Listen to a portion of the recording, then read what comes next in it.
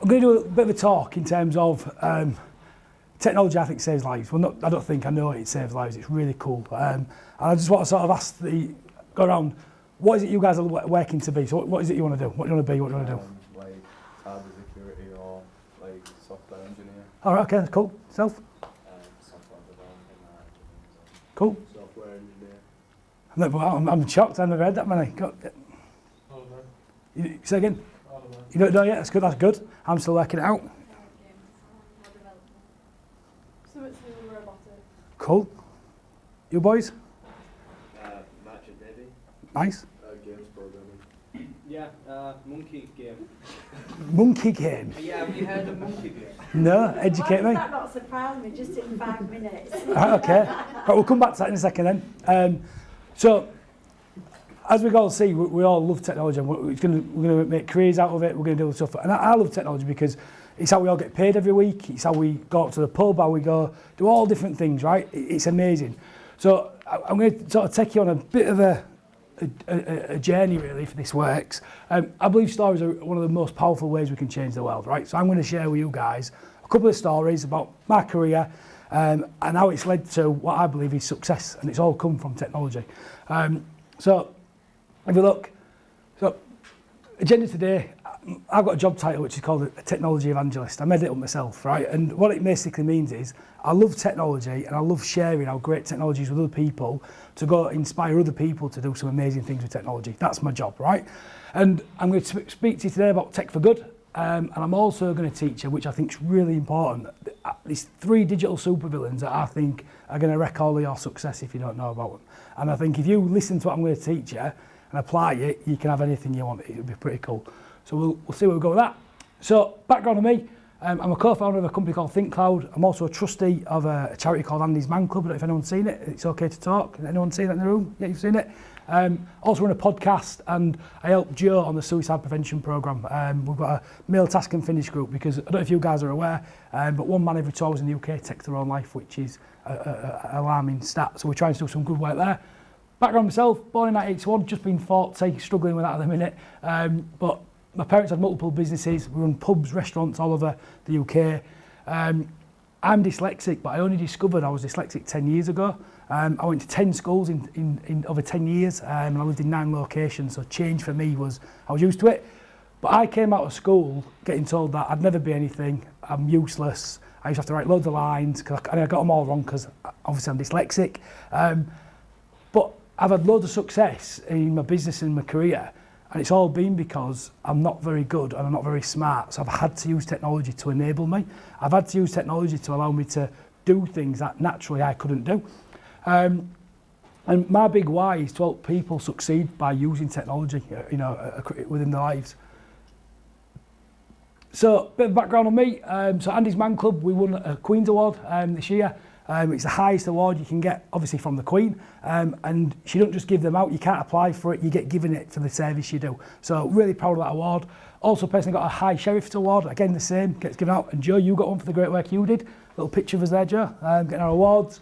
And we also won ITV National Diversity Award Charity of the Year as well. So I'd class that as successful as a charity. And then my own business, we've been voted Britain's best managed IT company for the last 5 years running, and we just recently won, it's called the Next Gen Award, which is we've grown significantly through the pandemic, through a lockdown, when a lot of businesses wasn't trading.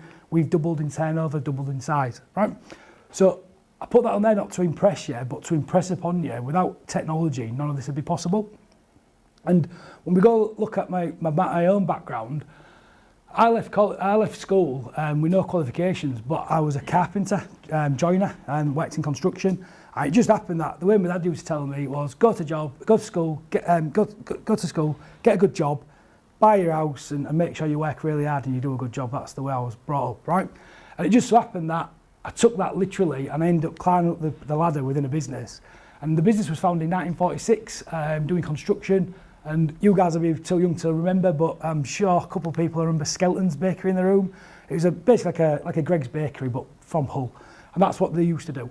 I came in and I got given, I left that business, come back, and I got offered being an estimator.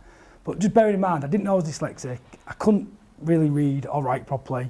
And I went and bought a book called Excel for Dummies. I don't know if anyone's heard of it. And I just really become really good at this using Excel, which to you guys now is your basic programming, your VBA and all your different languages, right? And I helped grow that business because I could do things with computers that no one else could do. And we went from 3 million turnover to 15 million turnover, working with Ralph Lauren, Ugg Boots, Jack Wills, Harrods, you name a brand, we was working with them globally. And that was all because of technology, how we did that. But I want you guys to really, if you're interested in technology, we're in what's called the 5th Industrial Revolution, which I'll teach you about. And there's been 4 before it. And success is really easy because success leaves clues. We have to go look back in time to see what other people have done. So at that time, 2011 is when digitisation started. That was the main side of it. And you guys have heard of machine learning. Everyone's heard of machine learning in the room? Yeah, artificial intelligence, we heard of that. And I was able to use some new technology back in 2011, right in the middle, so I started there 2007, to start giving this business insights and patterns and trends and actually doing more. So we roll that forward. So tech for good, right? How I got involved in tech for good. So Andy's Man Club, like I mentioned, I'm now a director and trustee. I helped found Hull's very first sort of chapter of the club, and we get over 100 men. And I always forget how many clubs we've got in Hull now, Joe, because you've helped us. Is it We're front of 5 different clubs? Yeah. But when we look about it, Andy's Man Club's vision is really simple. It's to save lives and bring about change so no family has to experience the devastation caused by suicide, right? So everything we do is all aimed around that. We had 15 clubs going into the pandemic, and we've just exited, and I don't know if we're out of the pandemic, but we're exiting the pandemic. We've now got 72 locations across the country. That wouldn't have been possible if we didn't have technology to allow it to communicate and collaborate better. And I want to show you this video, which I think will help you inside my club.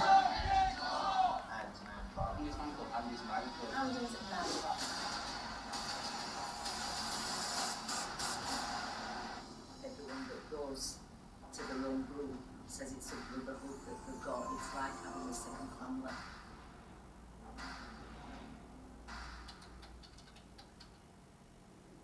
A lot of men have struggled generally, especially in the UK. I think not enough men talk about the whole. The best set to all the time myself was joined at this back club. The only time when I first spoke about the problems was when I first went to Andy's club. First saw that through Andy's club. It's saved my life.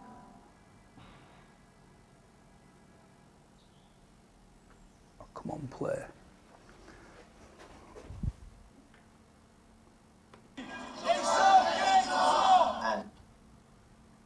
A lot of men that have this man club. 1 minute.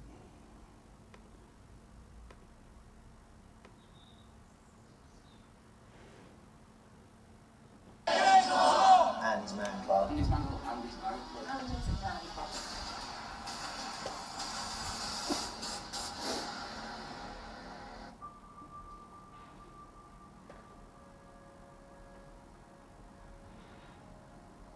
We're here, Albert Prom. Significant for 2 reasons for me. One, we're just above where Andy died by suicide. And 2, we're just above the Tower House, where I approached you 5 years ago and said, can we start Andy Roberts Coffee Club, which no one will have heard of, because you accepted the idea but declined the name. And then we both went away, didn't we? And you'd thought of Andy's an acronym, and I'd thought of this thing, Man Club, and together we created the beast that is now well known as Andy's Man Club. How did you feel heading there that first night? Excited, actually. I remember going to Morrison's to buy tea, coffee and sugar, and like you said to me, they'll only be used to turn up, there won't be anyone there, and I said I can put up here for an hour. And I were actually amazed that 9 guys walked through the door. And all opened up. And accepted me being there. Yeah. So what's your biggest few highlights being over the last 5 years? The overall journey, like, I wouldn't change anything from putting that first post out to doing that Sky Sports interview, to having no idea how many guys would come, to 9 guys turning up, to then 15 guys turning up. It just completely exploded. To next minute being down doing stuff with Samaritans, Professor Green, Prince Charles, Prince Harry, letters off Theresa May, the Queen's Award, uni lad Bible shortlist, like the list goes on. Just to go there, didn't we? Yeah, there was nothing else. No, there wasn't. I breathed, slept, ate, drank, and was naked.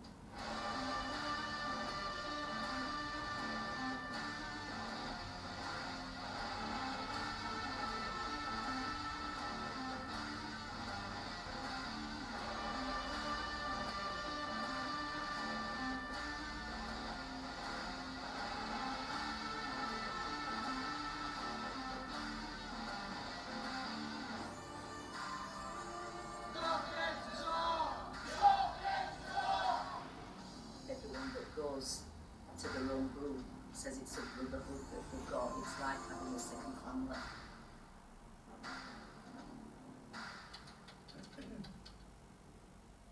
A lot of men that struggle generally, especially in the UK, I think not enough mental health. That's it, myself was trying to describe it. The only time when I first spoke about the problems was when I first went to Anglo. First saw them through management. It's saved my life. One of the things that I still find that's been the most powerful thing is that very first night we all got together for like Bible children. We hired Shay, did it all over with bloods and everything, and we had no idea at that stage whether it was going to be just me and you again, or our families were going to go. And there were 300 to 400 people turned up, and that is the first time I realised how much work we were doing to help the families. There were so many families there that had lost people. 2 different moms came up to me. It's got me again. 2 different moms came up to me and said, it's the first time I've ever been able to talk about it, because suicide is something you just never talk about, and if somebody asks how did your son die, but it is very difficult to say they died of suicide, and they were both in tears, and they just said it's the first time I've ever been able to talk. And it weren't until then that I realised what a massive impact we were having on the families as well.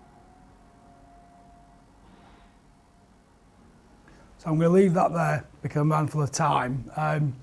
But as you can see, Andy's Man Club's changing lives. We won't be able to do that if we don't have technology. And another area I work in, like I mentioned, Humber Vale Suicide Prevention Men's Task and Finish Group Chair. Joe, you run this service, don't you? And Joe, do you just want to, because obviously I focus on the male side in terms of mental health, but Joe, you're now working across both patches, and I've just put on, I think, about the talk suicide and take the training. Do you want to just have a couple of minutes? Yeah, so I think, you know, I spoke to quite a few of you yesterday actually, so it's great to see you all again, and this young man here kind of went off and did the training and gave some really good feedback. So this training, we kind of looked at what we needed to do when I first came onto the programme. We had £19,000, and you can see the population that I cover, the area that I cover is a population of 1.7 million.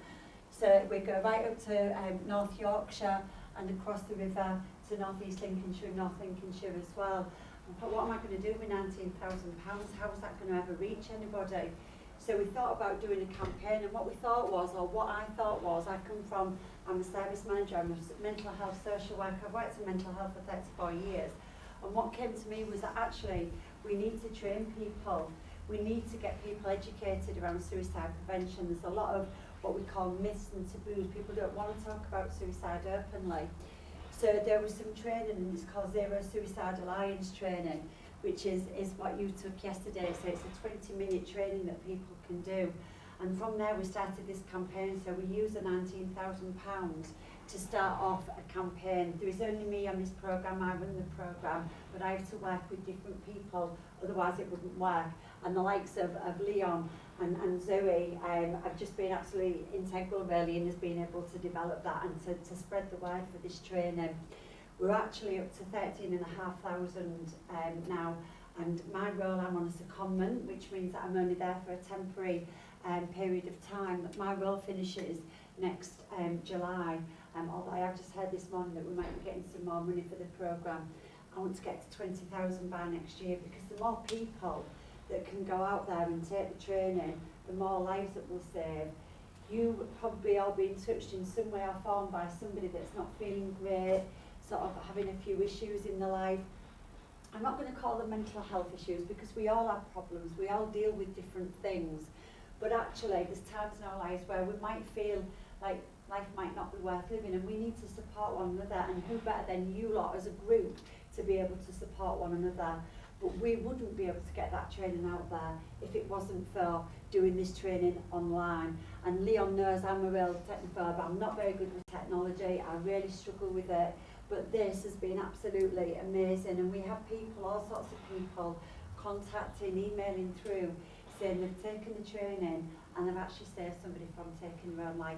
How powerful is that? That one bit of online training can actually save somebody's life. I just think that's absolutely amazing. And it takes 20 to 30 minutes to do it. So we do other training online, but this is the one that we push. So technology in this forum has just been absolutely fantastic and has helped with lots of other things as well. Yeah, brilliant, Joe, thank you for that. And then also what I'm going to talk in as well, so outside of that, there's an app called COUTH and Quell, and Joe's been groundbreaking in that we've been able to bring out a dedicated mail service, an app that men can use that's very tailored around men. But also we have COUTH. Do you want to say a couple of things about COUTH, or do you want me to pick it up? I'm cool either way. It's up to you.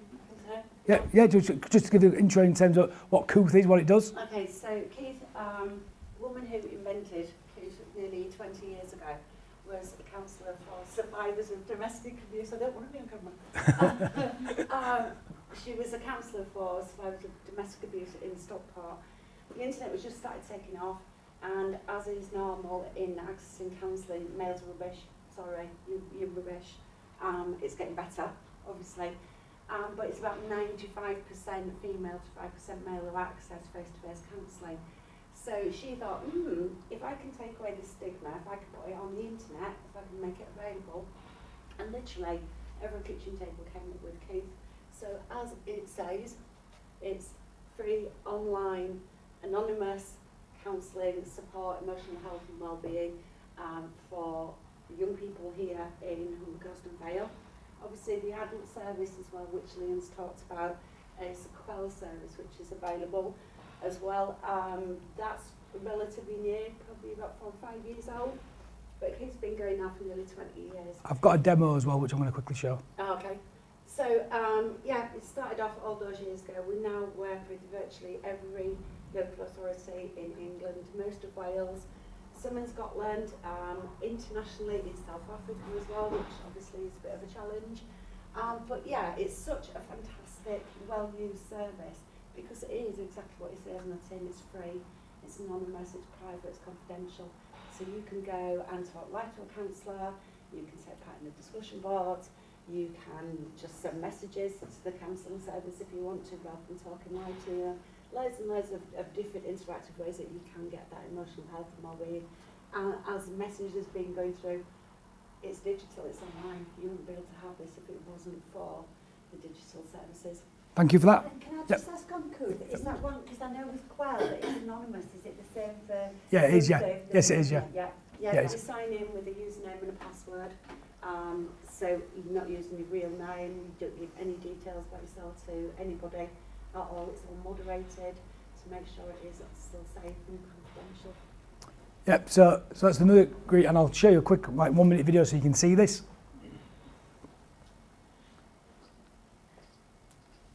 Whatever's going on in your world, we're all different, and finding the right support is personal to you. At COUTH, you can get that support on your own terms, whether that's chatting online to a qualified professional, talking to someone who's had similar experiences, or diving into our self-guided resources, where you can read articles and use our interactive tools. Whatever is on your mind, and whatever path you want to take, we're here for you. Talk to someone today, or tomorrow, or whenever you need us, for free. It only takes a couple of minutes to sign up, and we won't ask for your name or email. Ready to start? We're waiting. Quell. So that's Quell, and some sort of key facts on that was saying that 63% of under 18s presented to having severe needs.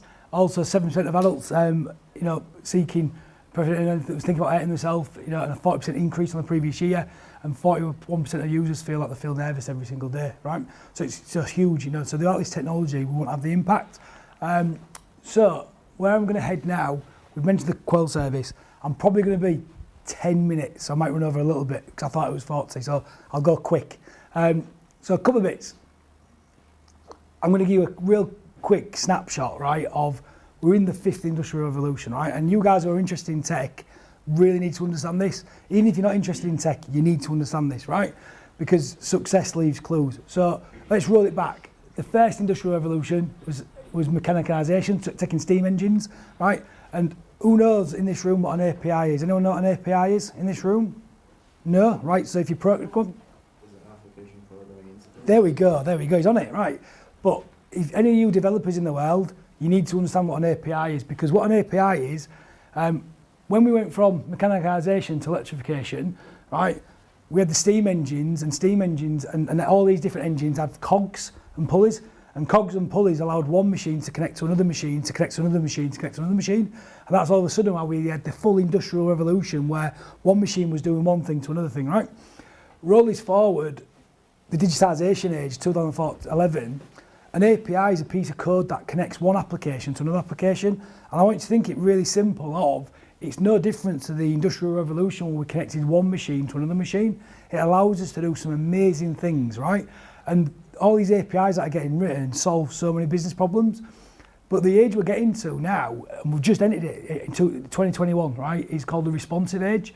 And what that is, it's about deep multi-level incorporation between machines and people, right? We're going to be connected like never before. We already are now. But also it's going to have deep connection, innovation and purpose. I want you guys to be thinking of it, especially you programmers. You need to be thinking about this big, right? But then also people who are not programmers, right? Who in here wants more money? Put your hand up if you want more money. Right? Keep your hands up, Only put your hands down if you don't agree. So you all want more money. Who wants more time? Right? And who wants more time to do what they choose? Right, so we all agree, don't we? Right, okay, we can put our hands down, right? So, the only way we can have more time and more money is by creating applications that save us time, or using things that save us time, or using things that create us money, right? Automation, right? We've got to think, we've got to automate our processes. It's no different to what we did back then, automate, right? But the only way we can automate is with applications connecting to other applications that complete tasks. So, I'm dyslexic, right? So I really struggle writing emails. I've got a lot of technology that does that for me. I'm really bad at booking my calendar. I've got a piece of technology that books my calendar, right? So there's loads of things I do, but I still work. I class myself as a digital immigrant. You guys are all digital natives. I'm just on that bandwagon, right? So we're all going to have digital agents. So this is coming to all of us. We're all going to have digital agents that do things for us, right? Tell me if you've seen this.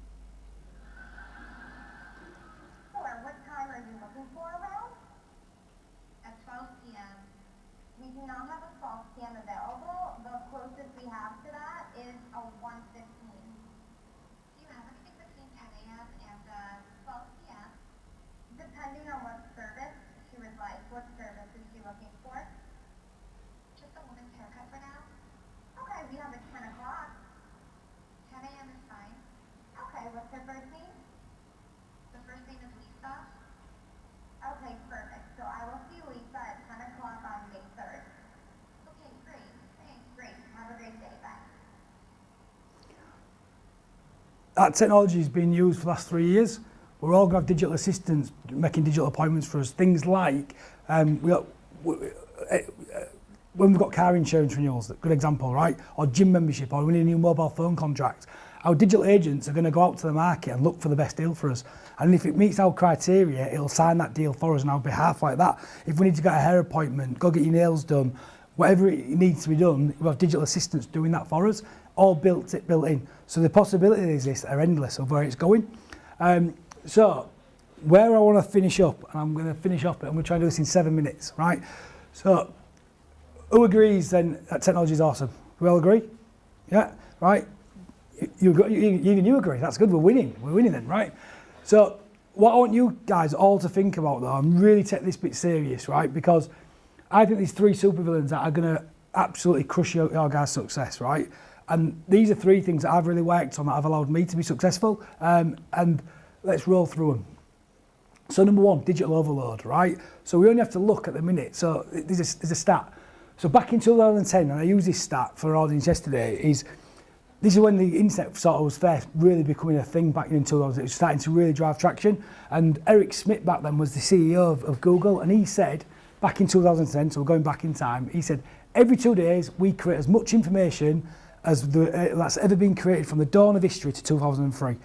We create it. So you imagine every bit of information that's ever been created on the planet, it takes us 2 days. So I got thinking about that and I thought, that's a really cool quote. He puts it into thing, and I thought, what does that mean today? So looking at that today, what that means is by 2025, it'll only take us 11 minutes to create that much information. And it's getting faster and faster and faster. And what that means is, when we look at that, is so we was creating Zettabytes, it's called, right? 2010 to, in 2025, 181. Who in the room knows what a zettabyte is? Anyone know what 1 zettabyte is, or 181 of them look like? No? Okay, I'm going to educate you then. Good. So if we took a Blu-ray movie and stacked it all the way up to the moon, we'd have to stack them up 24 times, towers, right? That's how much information it is. And we're creating that in 11 minutes, right? Also, I thought, I'll take a little snapshot. This is 60 seconds on the internet, what's happening in 60 seconds, right? So let's take Amazon. 6,659 packages are shipped per minute, yeah? Netflix, over 500,000, 444 hours of video streamed, right? 500 hours of video uploaded by users, right? So that's just a snapshot. So the challenge we've got with that is we've got like an anxiety about how we're going to learn all this information. What do we keep up with? What sources do we do? It's causing us a huge problem. On that, next challenge we've got self-driving cars, haven't we? Right, cars that drive ourselves. Right, my car just drove me part of the way. Right, it's what it does. It helps us. But the problem we've got is the way that us guys learn hasn't really changed from when we was in factories. You know, it was great for getting us out from being, out of the farms and into the workplace. But you guys are going to be learning things that are completely new. The education system, as great as it is, it can't keep up where you guys are going. So you need to learn different, come to different events, see things differently. So the number 1 ability I think we need in business, and I work on this every day, is I judge myself on my ability to outlearn, outthink and outperform my competition. That's my job. I need to outlearn them, outthink them, outperform them. That is my number 1 job of building my products, my services, right? And that's going to be your significant advantage, right? And you've got to understand where you're going to learn from, where you're going to go, how you're going to get that experience, right? And do things different. Secondly, digital distraction. So, hands up who's got a mobile phone. Everyone got a mobile phone? Keep your hands up, right? Keep your hands up. If you say no, you can put your hand down. Who has notifications on their phone for text messages or Instagram, Facebook? Is it Snapchat everyone's using? Yeah.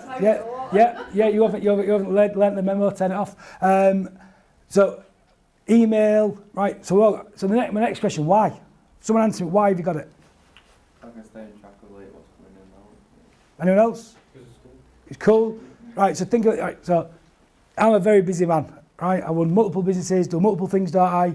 I have no notifications on my phone, none. Not one, right? And have you ever thought, right, the notifications, you look at them, they're red, aren't they? Little red number, right? What's red in the animal kingdom? What does red mean? Danger, right? So we're running around with a device in our pocket that's vibrating, ringing, and it's red. And we wonder why anxiety and depression is going up in the world, right? Our devices are making us anxious and depressed, right? I believe, right? And we have to take ownership of them devices, because guess what? Do you know, if someone's rang me, if someone's texted me, let's forget about phone calls, but if someone's texted me or contacted me on any of them platforms, if I've got no notifications on, how do I know if someone's messaged me? Come on. I don't. I do, because your application's got a real simple thing. If I want to know if someone's contacted me on Snapchat or Instagram, guess what I do? Look. Go up in the application and look. Right? At my time, when I want to do it, when it's right for me. Yeah? If I'm here talking to you guys, wanting to have an impact on you guys, and my phone's going off all the time, I'm not conscious, I'm not present in the room, I can't deliver, right? If I'm trying to have a deep, meaningful relationship with my wife, you know, go out for dinner, and my phone's messaging and text messaging me, we're not going to have a great relationship, are we? If I'm out with my friends and I'm sat on my phone all day, taking photographs of it, I'm not going to have any deep, meaningful relationships, am I right? So we've got to look at our technology and use technology as a tool, right? Technology is to serve us, not use us as a tool, right? So I urge everyone to really look at that and start finding periods where you can have deep, focused and meaningful work. And then, I wrote these, this is how I live my life, right? I have a not to do list. I don't get it right all the time, do as Zoe. I'm work in progress, aren't I, right? We're human, right? But you study anyone who's successful, right? And I've studied all the ones who are successful. They have a not to do list, right? Don't stay up late. I like to meditate. I meditate not to connect to some God, just to get myself present and focused so I can go achieve stuff. Because, like all of you, you'll all have these doubts in your head that I aren't good enough, I aren't worthy, I can't do this stuff, right? And do you believe you're awesome? Yeah. You do? Genuinely, go on, there you go. Right? And the reason I'm calling you out though is none of us feel awesome. We never feel good enough, right? But the only way you guys are going to do something great is actually to believe in yourselves and get there. So for me, meditation just grounds me, centres me, lets me know I'm enough, go tackle the world, and I just chill out, right? So it's great for me. I don't like to drink tea or coffee because caffeine, I've noticed, gives me anxiety, makes me too pumped up. And I'm really bad for not making any time to rest and have a good time because I'm always busy, right? So that's how I work, right? So you've got to have like a not to do list, what you will or won't accept, right? It's huge, right? And then last one, digital destruction. So some of you guys mentioned this, didn't you, in terms of you want to get involved with cybersecurity? You mentioned this. So cybersecurity is huge. That's what my business specialises in, right? And all these apps. So the reason why I like COUTH and COUTH is they're anonymous in terms of getting your details in. So they're good for that side. But as we start building this sort of next digital future, my business gets people back from being hacked, right? Bank accounts getting emptied, massive challenge, right? You have to take security so seriously, right? You need to educate yourself about online safety and really work on it. And there's a quick 1 minute video if it'll play, and I'm nearly done. It won't play. Let's see if it'll play.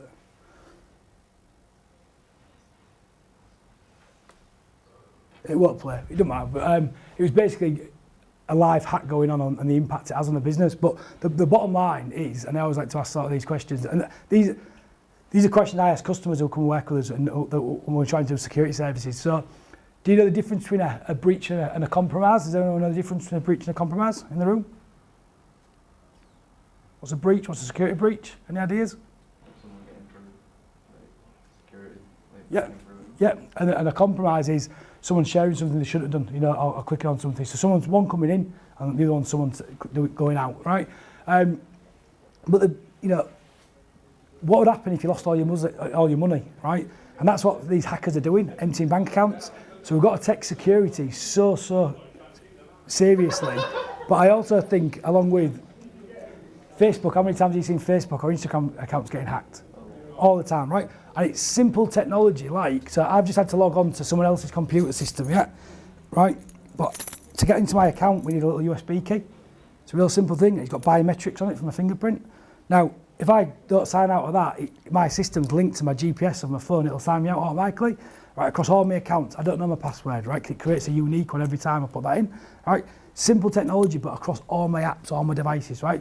Managing our identity. So our biggest challenge, I want you guys to get really good cyber security skills going now, is have password managers, have unique passwords for everything.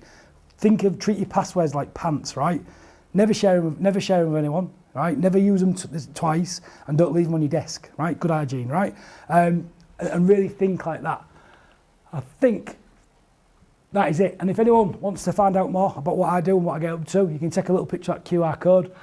We've got a podcast that we listen to. We're always sharing news and stats on that, and a newsletter as well, which Jo, you're on the podcast with us. Jo says she's not that good on technology, but she's all over the internet. She's blowing it up, aren't you, Jo? Literally blown it up. Yeah, literally blown it up. So 5 minutes over. So apologies on that. But any questions? Are we all good? All good. Thanking you.